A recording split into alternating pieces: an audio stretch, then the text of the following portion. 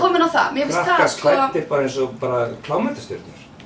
Já, ok, ég veit ekki alveg með það, en mér finnst óþarfi sko mörg slagur sem sett á barnabóli eða þú veist eins og að því á mig lítið barn og þú gast fengið sko nýfædda samfelli sem ástóð I'm too hot for my mama. Þú veist bara, ert að grínast? Það á að standa ég elska pappa. Nei, það er Nei, það á að standa bara ég er krútt, þú veist, knúsaðni, hvað er tuttan mín eða eitthvað skilur.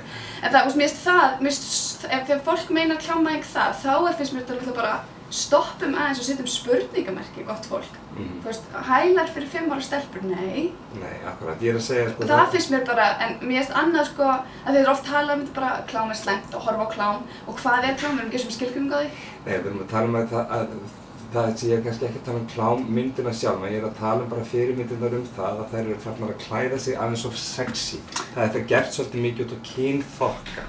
Já, ég er alveg sammála því, við þurfum að fara meira í innihaldið sko.